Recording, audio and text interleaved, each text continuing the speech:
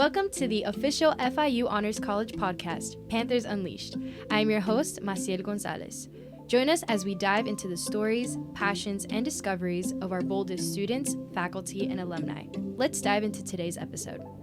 Hi everyone, welcome back to Panthers Unleashed. I'm your host, Massiel Gonzalez, and I'm here with a very special guest and dear friend of mine, Anayre Martinez. Hey guys, I'm so excited to be here. I'm so excited too, and guys, I know what you might be thinking. We planned this. We planned our outfits. No, we didn't. I showed up in green. She shows up in pink. And it was just meant to be. It's wickedly good. Pink looks good with green. Right. You know, we just had to. But I'm super excited to have you here on the podcast today. And just to have you as a feature because she is the, definition of, an involved honors college student. Thank you. Not to, boost your ego or anything, but, it's so true.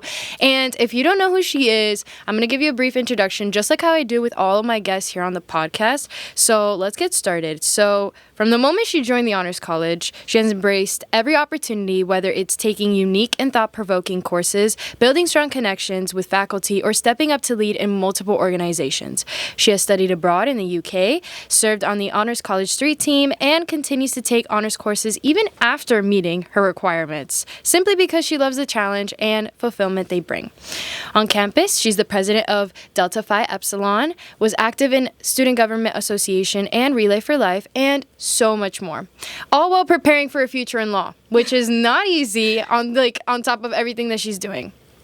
So she's proof that with passion and drive, you can really do it all. So welcome to the podcast. Thank you. I'm so happy to have you here. So, okay, I'm going to start from the beginning, right? You've been in the Honors College since you joined FIU. So what really inspired you to join the Honors College, and what were those early experiences like?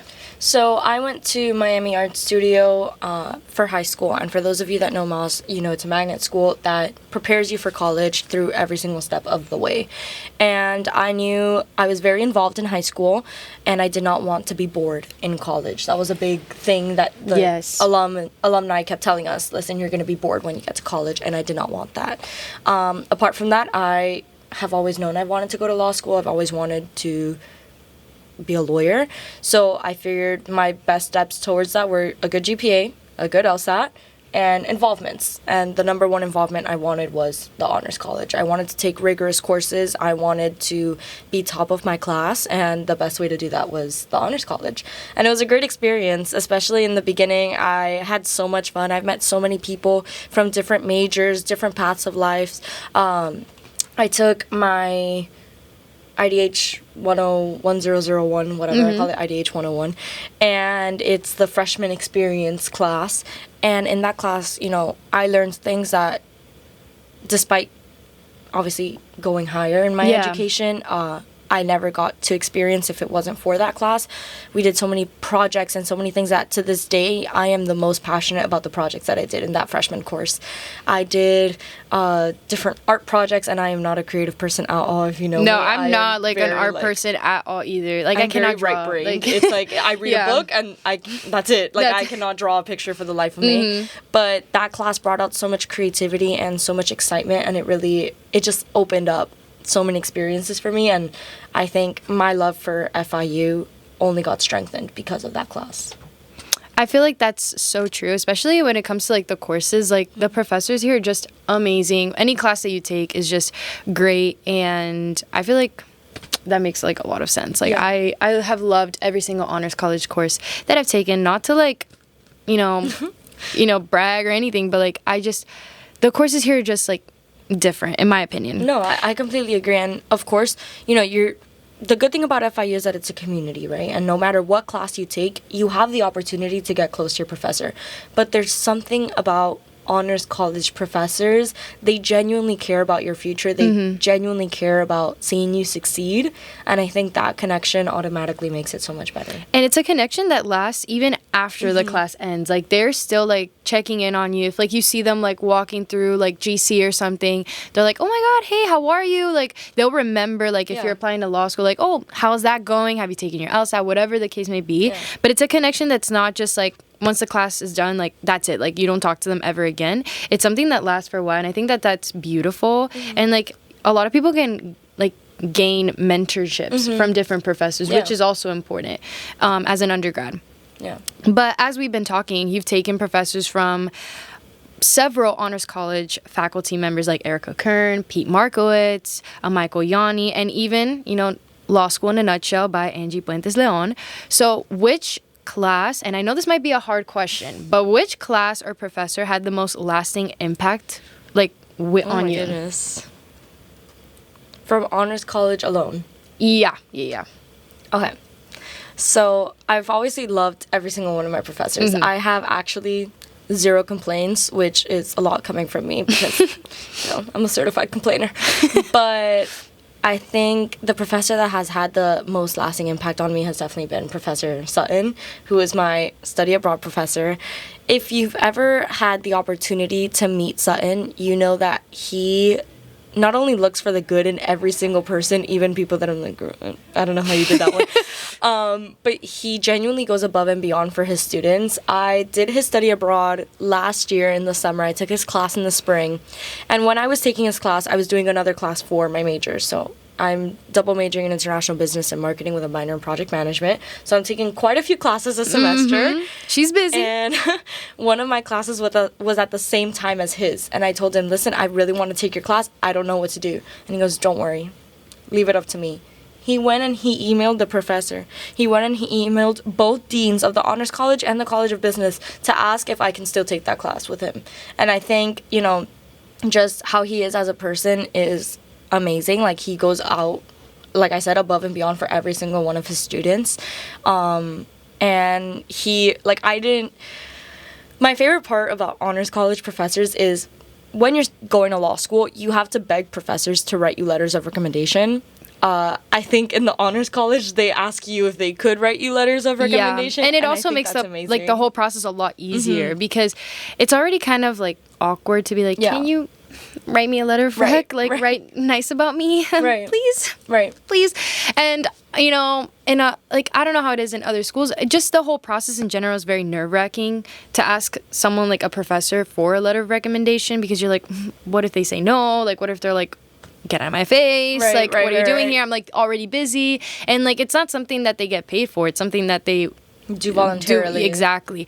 So being in an honors college, it makes it easier for those type of processes too, because you already have a really good connection with your professor. So it just makes everything a lot better. Right. But then again, I say James Sutton because he's someone that I talk to probably on a regular basis. I would say I probably text him at least once a week. But so many professors in the honors college have made my journey in FIU complete. Pete Markowitz, to this day, every single time he sees me in the hallway, he says hi to me. I don't know how he remembers me because, well, I was a little ostentatious in that class. I really, really liked talking. But Pete Markowitz always says hi to me. Angie Puentes Leon, she was such a huge guide for me going and applying to law school and looking into, what I could do. And she always believed in me, even when nobody else did. She was like, I do believe you can get to an Ivy League. I do believe you can do this. I do believe you can do that. And I think that push is what really was I can do it. I just need to believe in myself as much as other people have believed in me.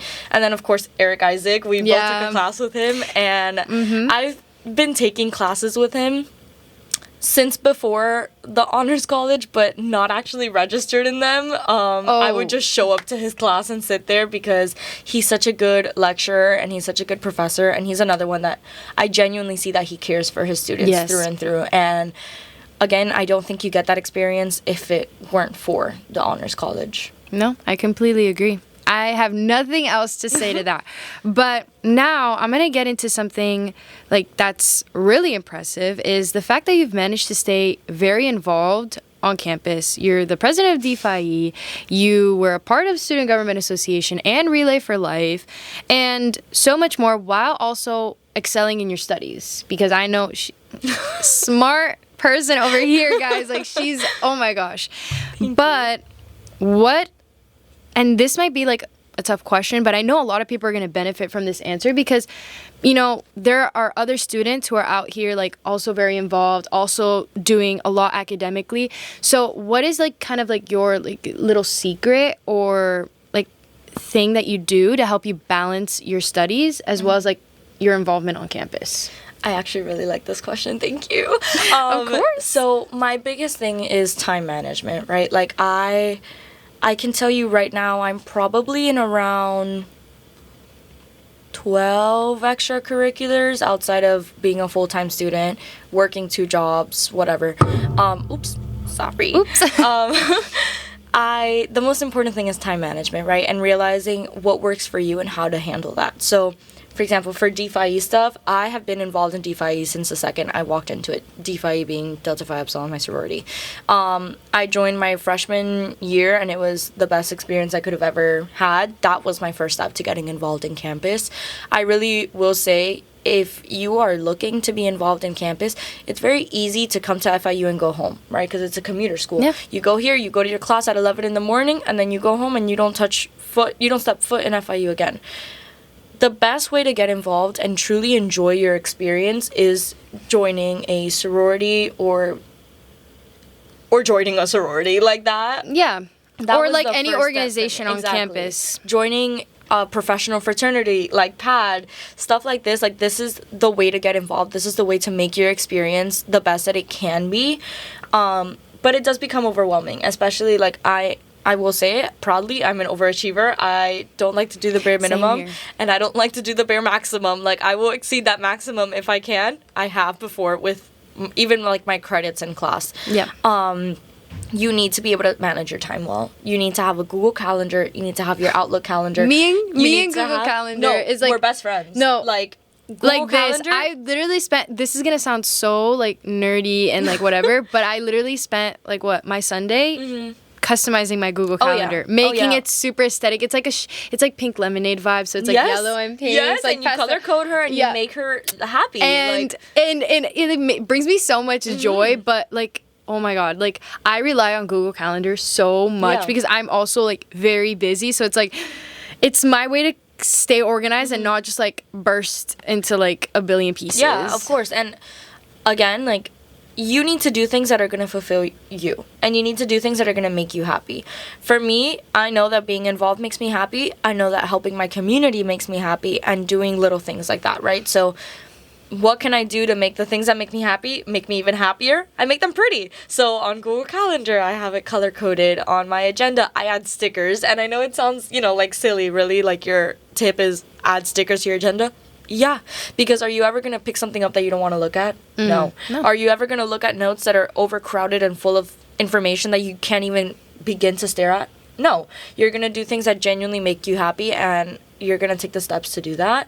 So doing that is my biggest tip. Also, setting boundaries for yourself. Yep. So being in DPHE, I love it. Being in my position, you're doing work. Like, it really is a part-time job with no pay, I fear.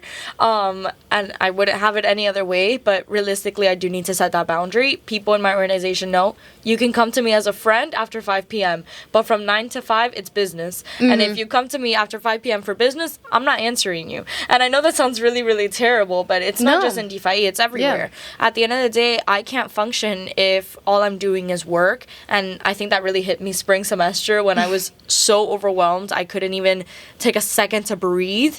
And I think that shift into setting that boundary and realizing, I'll study for my LSAT 2 hours a day, but those 2 hours are unbothered. It's only LSAT. I can't be studying for my LSAT and worrying about, did we submit the status changes for DPHE? Did we do this for this other thing? No. So realizing, allocating your time to what you need to allocate your time to, prioritizing and learning what is most important for you is the biggest step to success. I can't start my week off right if I don't go to church on Sunday. That's my biggest thing. On Sundays, everyone knows from 11 to 12, you are not talking to me. I'm sorry, I'm busy. And that time for yourself is what will guarantee you success. Because if you don't have time to heal yourself, heal your brain, give yourself rest, you quite literally cannot succeed. It's like a muscle. If you're working out every single day, you're not building any muscle. You just keep tearing it and tearing it. But if you give yourself rest days and you give yourself time to let your body grow and let your mind grow, then you're going to succeed. No, I completely agree. Like, having time for yourself is super important. Just setting time to do the things that you like to do, whether it is reading, whether it is going to the beach, hanging out with your friends, or Starting literally a book club with your friends. yeah, or whether it be bed rotting, like, and watching TikToks. If that brings you joy, do it. But like, you need to set time for yourself, because I feel like we're always like go doing things for other people, doing things for like school, but sometimes we forget about ourselves, and that's like the main important thing. Like, you only have one body, like that's it, right? So you have to take care of yourself, and same thing, like, set boundaries, know when what are your limits, how far can you go, like, whatever. But it's all about balance, but it's definitely manageable. Yeah, it is manageable. And like I always say, listen, if I can do it, I wholeheartedly believe someone else could. But it is, like you were saying, like, it is so extremely important to take care of yourself. I think I really learned that because around like 2 years or so, I got diagnosed with a heart condition because of stress. So don't let that happen to you. Hashtag save your heart.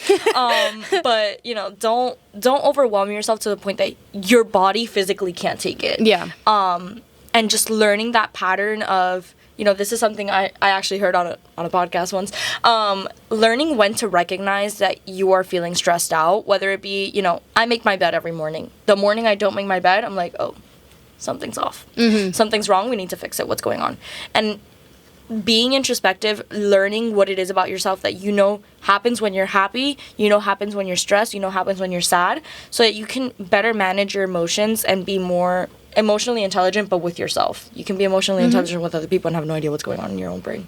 Exactly. I completely agree. But I think we got really deep there. We were like getting like really introspective, like, guys, like blah, blah, blah, blah, blah. It was like a, you know, like wellness podcast for a second. But going back, right? So talking about, you know, the honors college, it opens a lot of doors, right? For networking, for, you know, professors, like from professors to local attorneys, like you can meet so many different people, whether it be from honors college events or just from classes, anywhere. Yeah.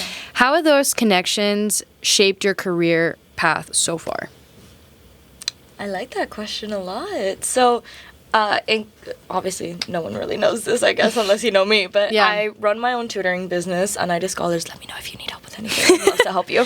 I do run my own tutoring business, and I think that has also helped me a lot with building connections with attorneys.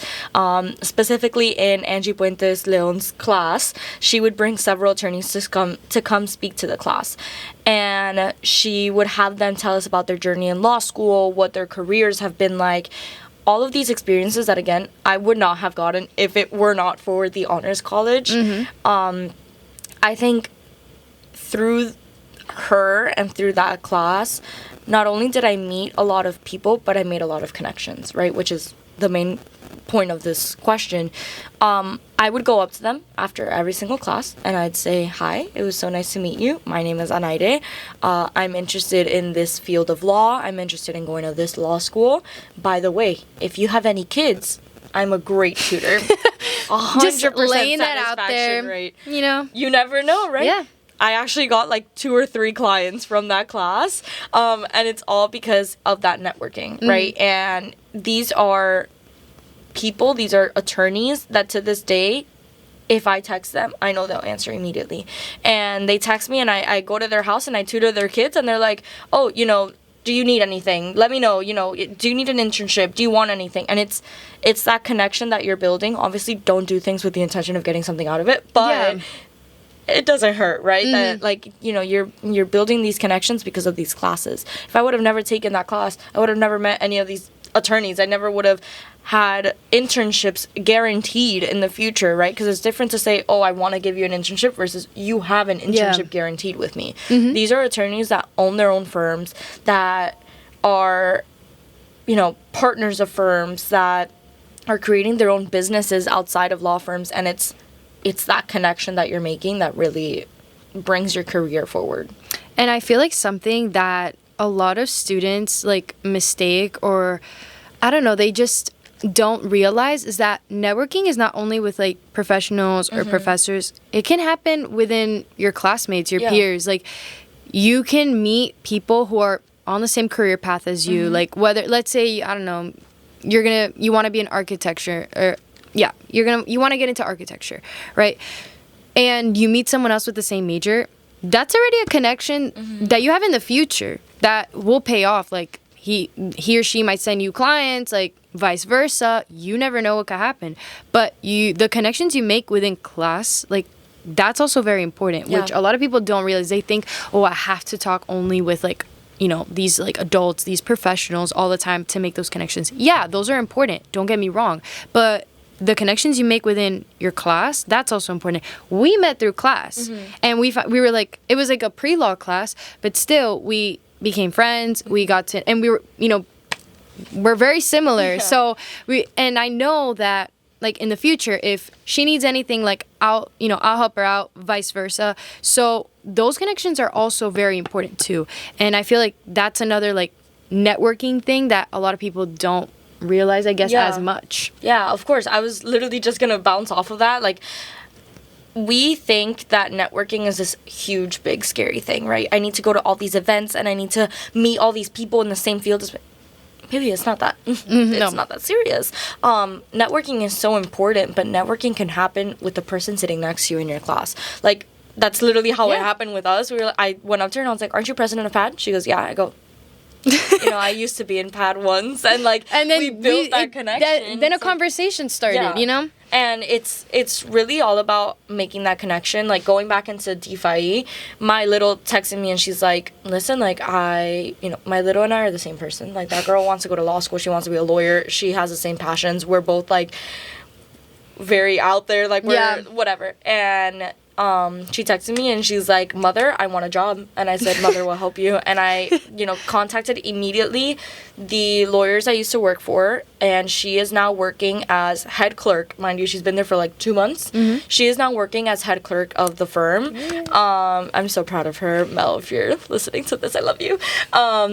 Literally everything is about the people that you meet, and the people that you meet don't need to be 40 years old on the brink of retirement, right? Like, the people you meet can be your age, who happen to have further connections. Joining SGA, even, I was able to go and do a fly-in to DC, and I made that connection with the FIU and DC people. Those are my actual best friends. I love them so, so, so much. I still talk to them every single day. And it's all about fostering that connection and being able to build something bigger than yourself, right? And it doesn't need to just come from, like you said, a professional. It can come from your friends too. Completely agree. So now we're going to move into a very big part of the Honors College, which is our study abroad programs, right? You were part of the study abroad program to the UK. And you said that it was like very life-changing. You enjoyed that trip a lot. Now, can you tell us about a moment or maybe moments from that trip that truly transformed your perspective, whether it be like in your life, just or personally, like just in general? Yeah. It's hard to pick just one, mainly because when I say that trip transformed me completely as a person, I mean it wholeheartedly. I am not the same person I was before I went on that trip. I am not the same person now. That trip changed who I am for the best. The biggest thing for me, I'm a big reader. I'm an avid reader. I love to read. Same. It's my favorite hobby.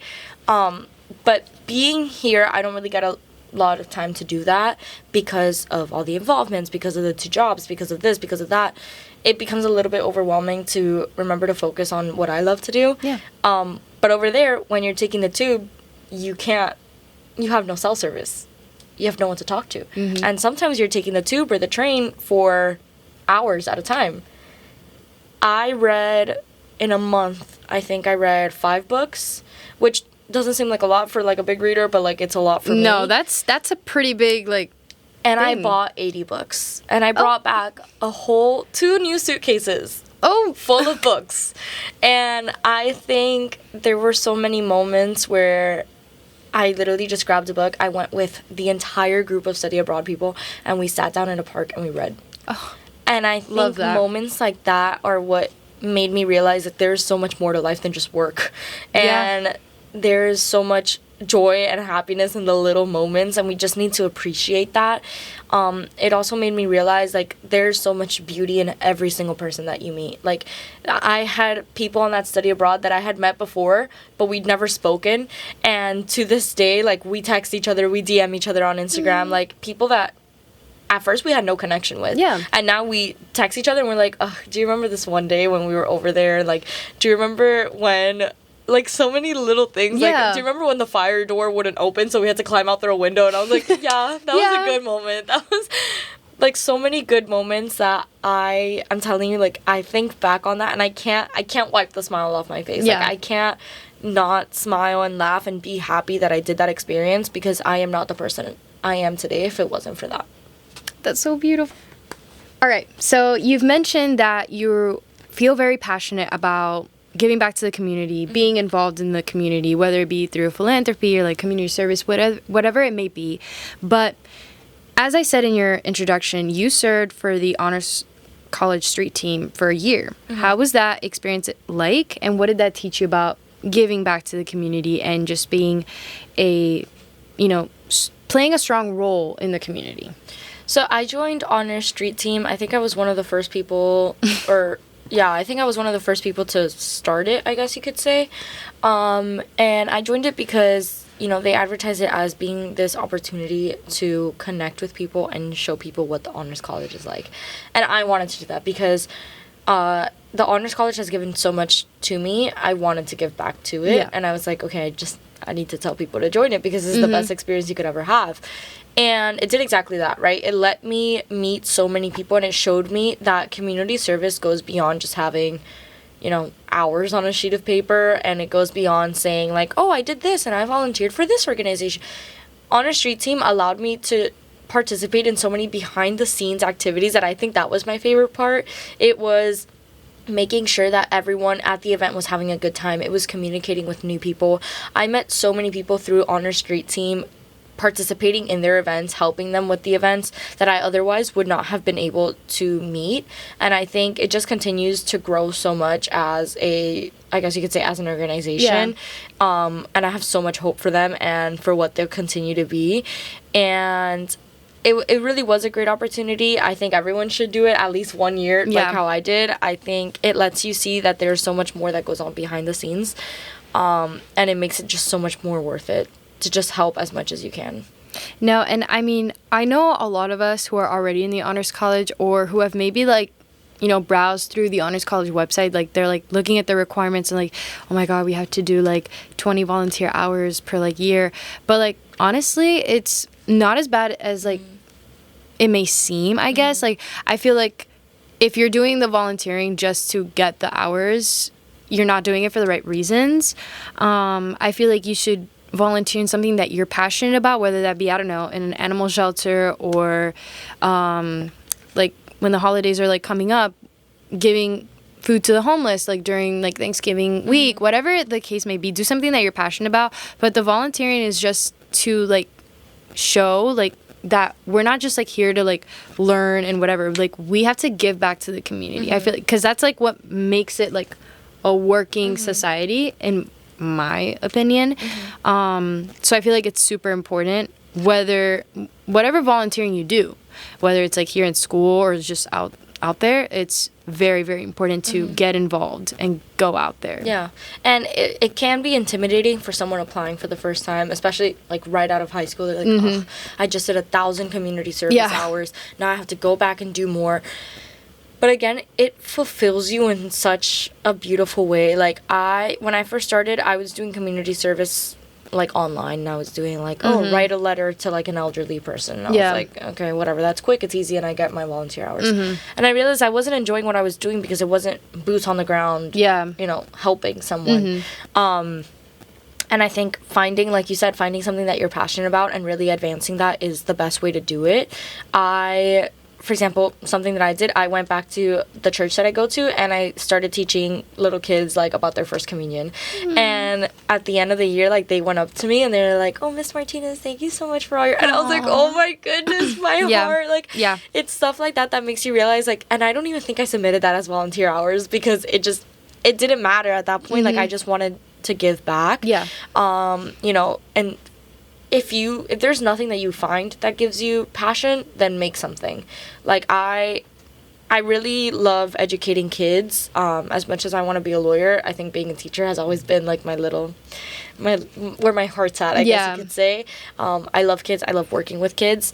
So I wanted to expand my tutoring services. As, like I said, I own my own tutoring company, and now I'm doing a program called Anayre Scholars Gives Back, and I'm going to my old high school, and I'm tutoring kids for free. Kids that are struggling, you know, to have their finances, families that might not be able to afford a tutor. I'm just giving them free tutoring services. And again, it's about finding what you're passionate about and working for that. It may seem like a burden at first, and it's like, oh, I don't even have time for myself now, I need to give time back, but I don't even think it's that. It's so fulfilling. Like, it just doesn't feel like that, because we're very similar in that sense, because after I graduated high school, they called me to work at my high school and basically be a teacher's assistant. So, like, I'd be, you know, whether it be teaching some classes or grading work, or I even did tutoring while I was there. I did that for, like, 3 years while I was, like, in undergrad. That just filled me up so much, like also giving back, and like the students like coming up to me like during the holidays or at the end of the year, like, thank you so much, like, you're like my fave teacher, and like, you know, we like enjoyed your class. Like, that filled me like with so much joy, because I was like, oh, like, I'm giving back to the school that like did so much for me.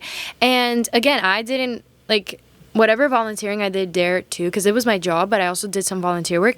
I didn't count it as hours. I didn't feel like I needed to, because I just wanted to do it. Like, I just, like, it filled my heart with joy, like, to do that. And I think you and I are, like, very, you know, we keep saying it, we're very similar, but I feel we are. And you don't, you know, correct me if I'm wrong, but I feel like I can't tell the impact I'm making unless someone tells me that I'm making that impact, right? Like, I can't tell that I'm actually helping a kid until a mom texts me and she's like, hey, like, I hope you know, if it wasn't for you, I don't think my kid would be successful right now. And you're like, wait, but I didn't do anything. Like, your kid's just incredibly smart. And she's like, no, like, you brought out that part of them. Like, you are the reason why my, you know, when I first started tutoring, my first client was SAT tutoring. I'd never done SAT tutoring in my life. I had the biggest imposter syndrome known to mankind. I got a 1270 on my SAT, which is not very impressive at all for people. Like, I just got what I needed to get scholarships, and I was done. But this girl that I was tutoring, she had recently come from Cuba, and they made her repeat her senior year because she did not pass her exams. So she had to go to graduation, but she couldn't walk the stage because she couldn't graduate. That's so heartbreaking. So she had to do her entire senior year again, and they called me and they're like, listen, like, they told her either pass the state exam or get this minimum score on your SAT and you graduate. And she was like, I can't pass the state exam. I know that.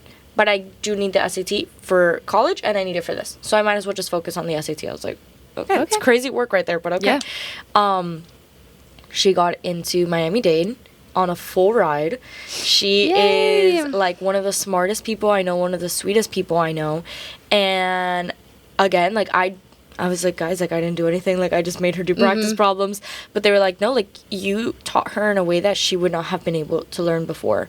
And at that point, like, I think I was barely charging any money. Like, I wasn't doing it for money. I just wanted to do it. I just wanted to tutor.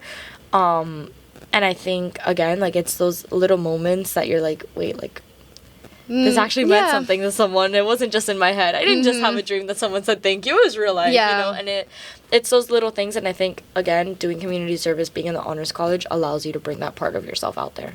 I completely agree. And now we're going to go back to the courses. So you've already finished your honors college courses requirements, but you keep coming back. You keep coming back, taking more. Honestly, same here. I have long completed all my requirements. I still keep taking them because I'm like, oh, I like this class, and oh, I like this one, and wait, I didn't see this one before. I'm gonna do this one too. So, what keeps you coming back? What keeps you like taking like more of these honors college courses? Because you could have easily been like, okay, I'm done. I'm gonna just do like my major requirements, like choose some other electives, and then just like call it a day. Right. So like, what keeps you like coming back to these courses? So I'm going to be completely transparent with you. I finished all 4 years of my honors college courses by my sophomore year, right? I was like, you know what? let's do it all. And I did. Yeah. And after that, I was like, you know what? I'm never taking an honors college course again. I'm done. You're like, I'm free. Right. And then I did the study abroad. I was like, wait, maybe I should do a little bit more. And then I did Eric Isaac's class for LSAT prep. And I was like, wait, maybe I should do a little bit more. Yeah. And now I graduate in December, and there's no more space in my credits to take another class. So I emailed Dean Markowitz, and I emailed JC, and I said, hey, please, I really want to take this class. I have no more space. Please, I'm begging you, just let me sit in. And they said, okay, you can. I think the best part about honors college courses, and I keep coming back to this, is the professors. I don't think that there's any moment in my time that I've been like dreading to go to my honors classes. I would dread going, I'm not gonna lie, no offense to my professors, you know. I would dread going to like my finance classes, my accounting classes. It's like, oh my gosh, I have to do all of this now. But I don't think there was ever a moment where I was like, oh, now I have to go to my honors class. You know? I think these classes not only obviously are teaching you about things, but they are opening your perspective to so many different views, so many different world point of views. Like the honor study abroad, like that was again life-changing. It made me realize that there's again so much more to life than just what we think there is. You know, my class with Angie Puentes Leon, it made me realize again I could do more. And just because I doubt myself doesn't mean I'm not capable. Doubt isn't certain. Doubt is not grounded in anything. Doubt is literally just grounded. It's just there. But it's not actual. Like, it's not real. I don't know if that makes sense. No, that makes sense. Doubt isn't real. It's just something in your head. And that I wouldn't have learned that, like, I can do more. I didn't even take a practice test until I took Angie Puentes Leon's class, because I was like, you know, all these people that I know are taking these practice tests and they're doing amazing and they're smarter than me and they're telling me that they've been studying for years and I'll never be able to get to that. Yeah. And I started spiraling, and then I took a test in February, and with that score I would have already gotten into law school. And I just took my test again, and hopefully with that I get you know, scholarship. Fingers crossed, guys. FIU Law, you know, if you're watching this. Right. You know. So all of these little things, these classes that I will keep coming back to them. I wish I could come back to them even as an alum, because they are the best classes I've taken at FIU. They are ultimately what's made me me. My class with Eric Isaac, like, I literally took that one class with him. That one class, and I signed up for another class with him in the fall. I maxed out. Guys, I'm taking 18 credits a semester. In my last semester, I'm taking 18 credits because I needed to take the class with Eric Isaac. Like, I need these classes because they are what make me me. I'm a proud nerd. I say it loud and proud. I am a nerd to the highest fulfillment. You've met a nerd? No, you haven't. You haven't met me. So the fact that I'm taking these classes and I'm genuinely enjoying what I'm doing, I think that's I'll keep coming back. That's just like the best part. Yeah. No, I completely agree. And now you were saying, I mean, obviously I'm like pre-law and I'm her friend, so I know that she's preparing for law school, but you guys may not know that. So I know that you're preparing for law school. How is the honors college in general, not just the courses, just like the whole program, like how has that helped you in getting ready for your next chapter, like getting ready for grad school, for like law school? How has it helped you? That's a really good question. I'm like thinking, because it's not, like you said, it's not just the courses, right? It's the people you meet. It's the way that you do things. It's the way that you handle everything. I remember, so no one in my family is a lawyer, right? My parents are the first ones to come from Cuba in my family. The only family we have here is my brother, my mom, my dad, and myself. And my brother was my brother and I are first generation college students. No one in my family has ever looked at an LSAT. My dad goes out to me, he's like, did you study the law? I'm like, so actually you can't study the law for the law SATs, right? Yeah. Like I fear it goes beyond that. And he's like, that doesn't make any sense. I'm like, well, that's how it is. I fear I can't do anything about that one, Papa. So it's really like finding ways to access your future. I don't think I would have known anything about law school if it wasn't for the honors college. Every person I spoke to, even if they didn't go to law school, even if they weren't interested in going to law school, a lot of people I know were going to med school and all this stuff, and I was like, couldn't be me, queen. Yeah. Okay, women in STEM, but you're not me. They would tell me, oh, listen, I have no idea what you're talking about, but I know someone that does. Let me connect you. Let me give you a phone number. I went to a ceremony. I can't even remember which one, but I went to a ceremony and I sat next to someone. I was the only undergrad there. I did not know that. I thought it was everybody. Yeah. Nope. It was full of staff and me. Oh. And I was like, okay, this is great opportunity. So I sat down next to someone. And at first I was very nervous. I was texting everybody I knew, and I was like, guys, I'm the only one here. There's no one else here. I texted my big, I texted my guy big, I texted everybody. I was like, guys, I don't know what's going on. Like, I don't know who to talk to. And my guy big, who's going to Harvard now, he was also in FIU. That's crazy. Going to Harvard, I think on a full ride, actually. He said, look to your right and look to your left. Is there someone there? And I go, yeah, there's one on each side. Yeah. I don't know. Do I like smell them? Like, what do you want me to do with that? And he was like, introduce yourself and start building that connection. And I go, okay, it's a little scary. Easier said than done. Right. And I turned to the person on my right and I said, hi, my name is Anayre. I am a sophomore at FIU. And I started giving my spiel, and he goes, oh, great. Are you going to law school? And I was like, I would love to go to law school. He goes, fantastic. Here's my phone number. Here's my email. Here's anything that you might need. I'm friends with several deans at FIU, so if you need a connection with anybody, just let me know and I'll help you out. Boom. Just like that. Just like that.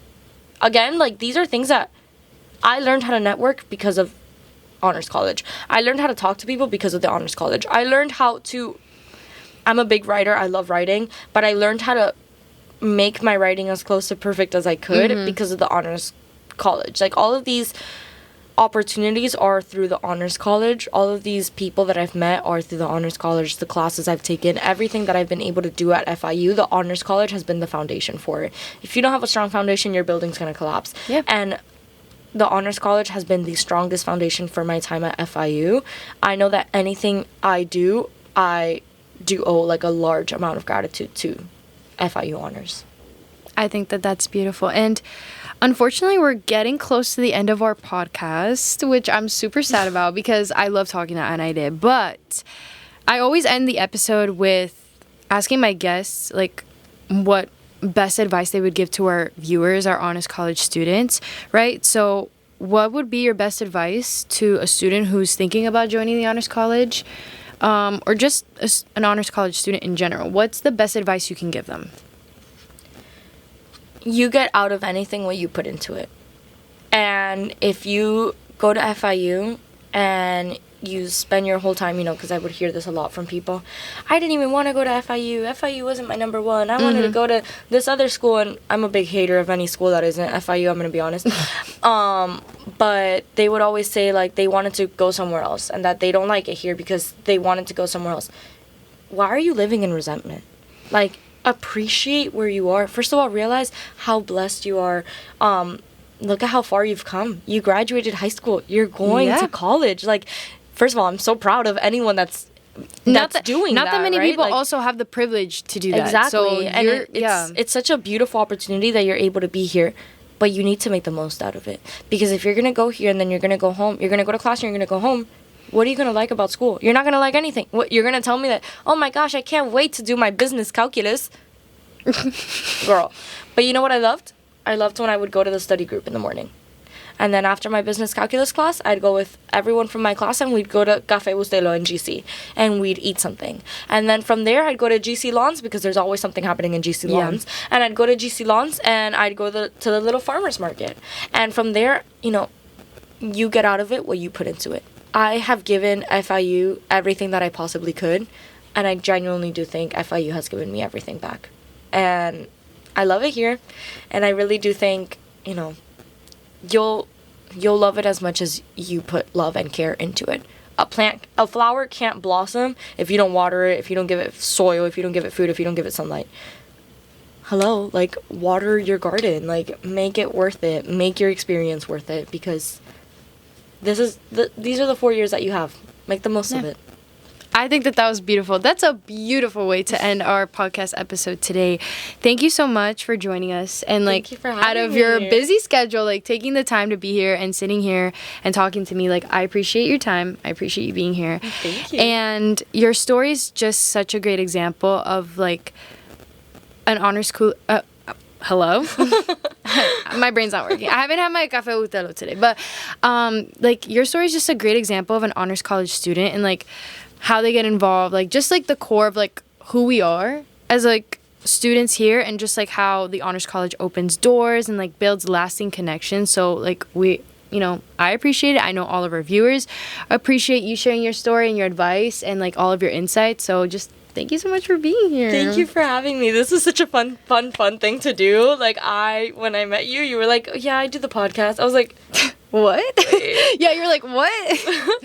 Yeah. So this is honestly so much fun, and I had a great time. So no, thank you. that's another thing. Just to really add something before we end is just, did I ever think I was gonna do a podcast or host a podcast? No, ever. I would see people obviously I listen to podcasts or watch podcasts, and I'm like, oh, that's cool. You just yap. I love yapping, and I'm but I never thought that I would actually be a host of a podcast. Right. And look at me here today, hosting a podcast and talking to people and having these great conversations where I learned so much about different people and different careers that I wouldn't have had the opportunity otherwise. So it's just amazing. I love it. It's counting your blessings and realizing again, there's more to it than you can just see. Yeah. You have to feel it. You have to experience it. You have to go out there Exactly. and do more. And of course, before we end, I have to plug in all the social media and where you can find us. So you can find the podcast Panthers Unleashed on our Spotify and on our YouTube account. It's going to be under FIU Honors, Panthers Unleashed. You can also follow us at FIU Honors to find little sneak peeks of the podcast episodes. Any of our events that we're going to have, you're going to find them there. Any new news, anything, you're going to find it on the Instagram. I think that's the best place to get all of the info. And if you're thinking about joining the Honors College, do it, because we're both a testament to how much it changes you and helps you in life and your future. So definitely take that next step. It's definitely worth it. And yeah, so thank you so much for watching. Hope you enjoyed today's episode. And as always, Panthers, pause up.